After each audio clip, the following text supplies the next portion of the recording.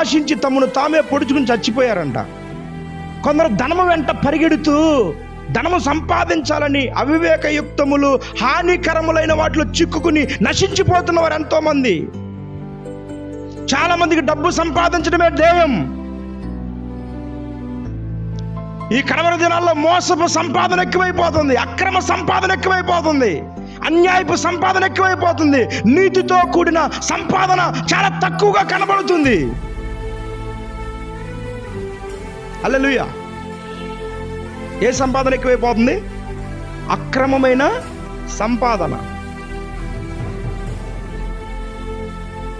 దేవుని పిల్లలమైన మనము ధనాపేక్ష కలిగిన వారమై ధనము సంపాదించుట కొరకు అదే ధ్యేయంగా దాని వెంట పరిగెడితే అవివేకయుక్తములు హానికరమైన వాటిలో చిక్కుకుంటాం, మనం నష్టపోతాం, తమను తామే పొడుగు చనిపోయిన వారు ఎంతో మంది ఉన్నారు.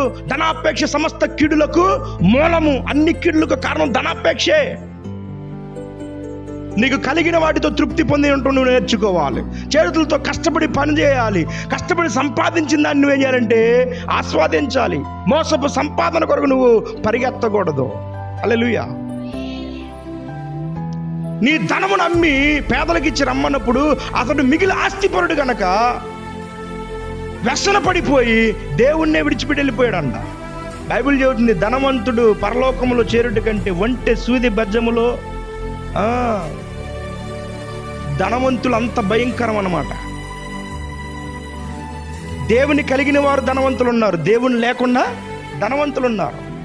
దేవుని నమ్ముకుంటే, నీతిగా నువ్వు జీవిస్తే నీ చేతుల కష్టార్జితాన్ని ఆయన ఆశీర్వదిస్తాడు, నిన్ను ఆస్తికర్తగా చేస్తాడు, నీ ధన నిధులను నింపుతాడు. హల్లెలూయా.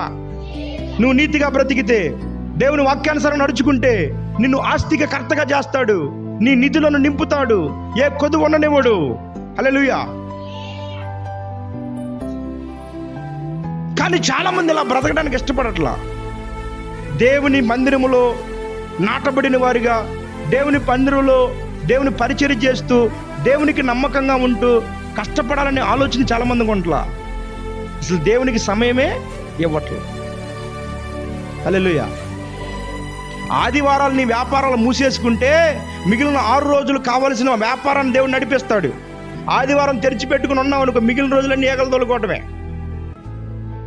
ఆ వ్యాపారాన్ని ఆశీర్వదించాల్సింది ఎవరు? దేవుడు. దేవుని నమ్ముకున్న తర్వాత ప్రాధాన్యత దేవునికి ఇవ్వాలి. దేవుని సన్నిధిలో నువ్వు విశ్రమిస్తే, ఆదివారం రోజు నువ్వు పని మానుకుని దేవుని సన్నిధిలో ఉంటే మిగిలిన 6 రోజులు నీకు చేతి నిండా పని ఇస్తాడు, ఆరోగ్యం ఇస్తాడు, నీ ఆర్థిక స్థితిగతుల్ని